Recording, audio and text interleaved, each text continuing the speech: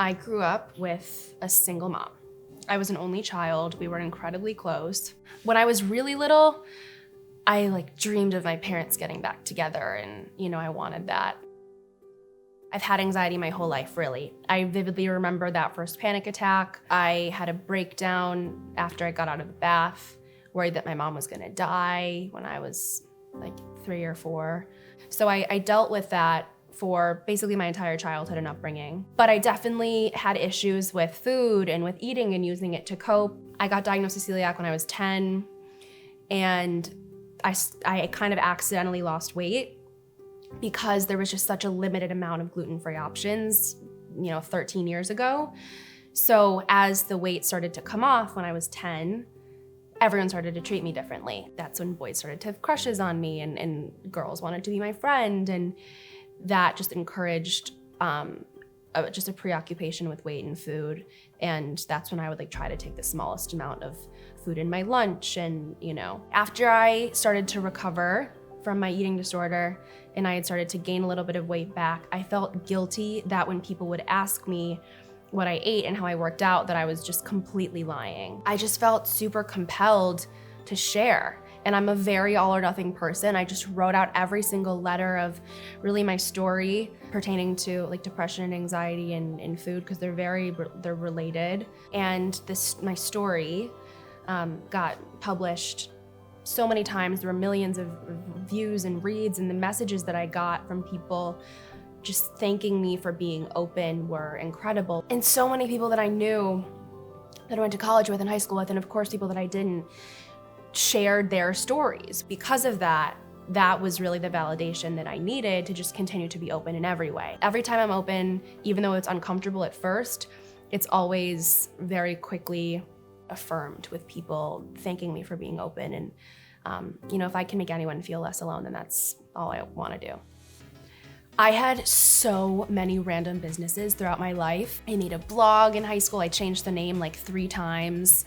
I had a baking business my senior year. I was shipping gluten-free baked goods across the country. And then I went to college. In college, I didn't want to bartend, so I decided that I would write people's papers. So I started writing papers, and word of mouth kicked in, and then I was writing papers for kids all across the country, Michigan, Arizona, Wisconsin. I was taking full classes online. It was pretty crazy. And then in college was when the Current agency was also born. The amount of work that goes into creating a social strategy and a brand, it depends on what a client comes to us with. It's also really important whenever I work with a new client that I understand why they're hiring me. They could hire me because they want more web traffic, or because they want to rebrand, or they want more, whatever it is. So understanding what their goal is gonna completely change my strategy. It really is about just figuring out specifically who you're speaking to. I build out brand personas for all of my clients, and I give these people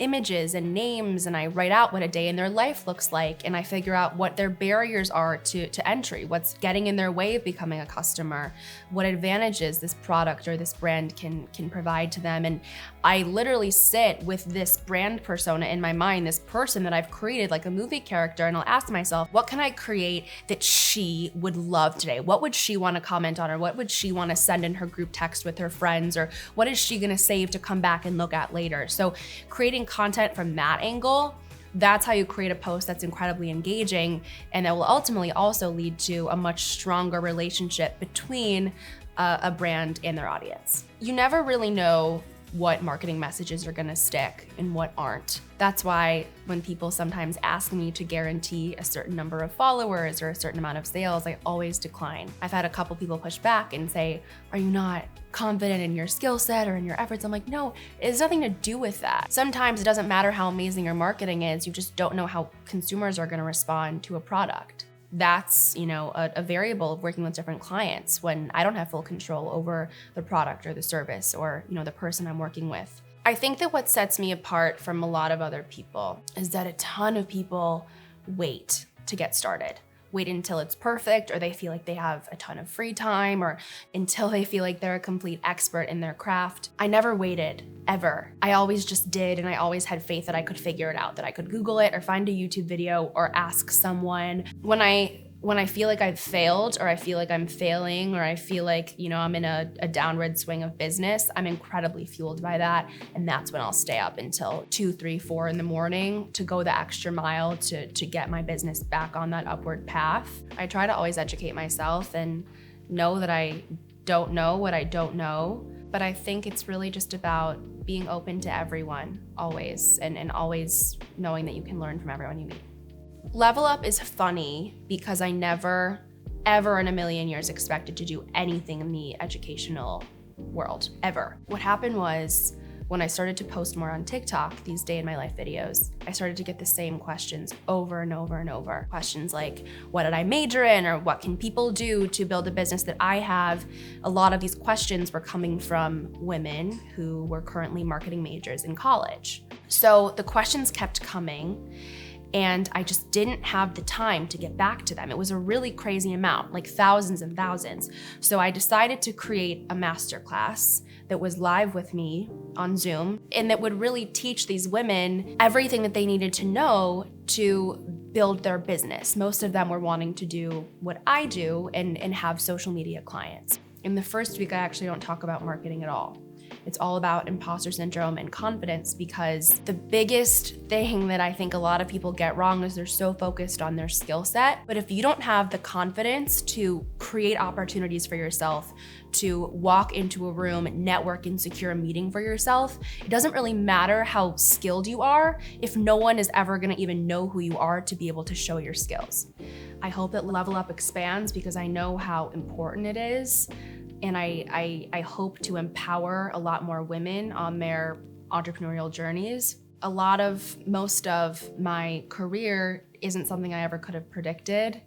And I think it really just comes down to saying yes to opportunities, being fueled by failure, and being open to new things constantly. So whatever that ends up leading to, that's fine. I just need to always be growing. I will never be satisfied with remaining the same, ever. It's been amazing. I'm so proud of her. And I learn from her all the time. And I love listening to her, whether it's on Clubhouse or sometimes I'll hop into one of her Level Up classes. And I'm amazed by her ability to articulate her ideas so clearly. And she has this amazing vocabulary and an amazing grasp of language, and is just such a great communicator. It's hard to pinpoint one thing in particular that was the most profound or the most important that I learned from my mom. We have a really small family.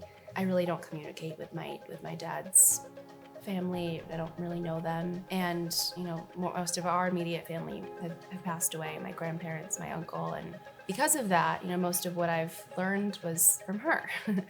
But with that said, one of the most important things she taught me was to always question everything and to always question authority, which includes her. And I think that probably bit her in the ass a little bit when I was growing up, because I never took anything that she said blindly. I always questioned and fought. And she also taught me to never take no for an answer, that there's always another way. The first no is not if you stop at the first no, you're not gonna get very far. There's always another way, no matter what, even if it's you want a specific table at a restaurant, or a hotel room. Yeah. Having been a woman building a business at a time when it really wasn't that common for women to run businesses, to see my daughter now running her own company that's focused on women and empowering women is really gratifying. It feels like it's really come full circle.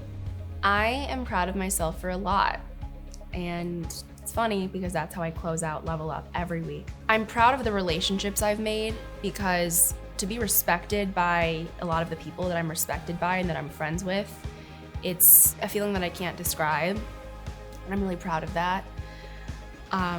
I'm also incredibly proud of the way that I've been able to help so many women. When I get texts, I got one this morning, I get them all the time, from women who have taken Level Up or are in Level Up now, that they got, whether it's their first client or their 10th client, or they were able to quit the retail job that they hated because of something that I taught them, or, a mindset shift that I was able to expose them to. That's what more could you ask for? So that's what I'm proud of.